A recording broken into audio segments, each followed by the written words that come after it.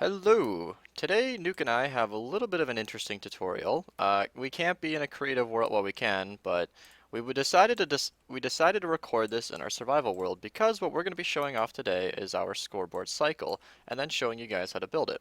So basically what a scoreboard cycle is it cycles through scoreboards. The reason we're on survival, of course, is to show you all our stats on the side. So these are most of the scoreboards that we have, well not even these are the scoreboards we have in our cycle set up in survival. Back here are the rest of our scoreboards, but these are just the more important ones that we have set that we want rotating and changing colors for everybody on the world to see. Basically, these are just these set the scoreboard, and then above it changes the color. There's a great video by Zoomovoid linked in the description below to show you everything you need to know about setting up scoreboards, because this video is going to be focused more on the cycle itself. What we have operating here is this command block chain. We have it starting by a command block that requires a redstone block to be powered, so if you remove it, it turns it off immediately. Basically, they're sectioned off into three or four main parts here, four or five. So yeah, we got the timer command blocks, and then we have the command block that moves the armor stand forward along, and then the skipper blocks, I'll explain it a little bit after, and then we got the two command blocks that set a command block, or they set a redstone block next to the armor stand, which powers the command block, and then immediately gets removed within the same tick. And then at the very end, these green command blocks just test for an armor stand at the end, and then it sets it back to the beginning. These skipper blocks detect whether or not there's an air block above the command block, and then when there is an air block, it'll move the armor stand forward all the way to the next one. This is optional, of course, and this is only if you want to be able to change your scoreboard cycle on the fly, and you have a lot of different commands, this would be what you'd want to set up. And if you don't want that feature, then you can use this more condensed version right here. I'm not going to be going into the commands specifically, all of them will be linked below, and then you can kind of just correlate them to the colors and then build it and set it up the same way. All of these command blocks are, of course, listed more specifically.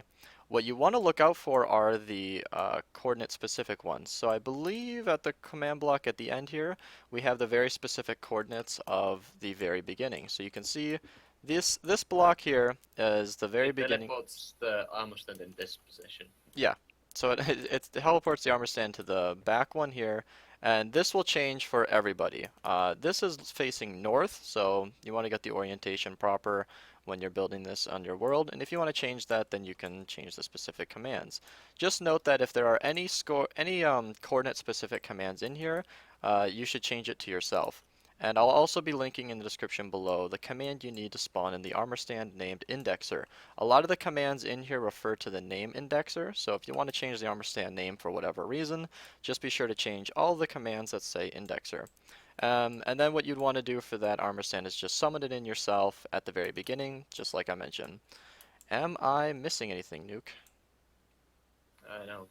I think that just about covered it. Of course, there are basic things like to start off, you'd want to slash give your name or @p, and then just com tab, that'll give you a command block, and then you're off to the races. Of course, you need to be an operator to use all these commands, all these command blocks.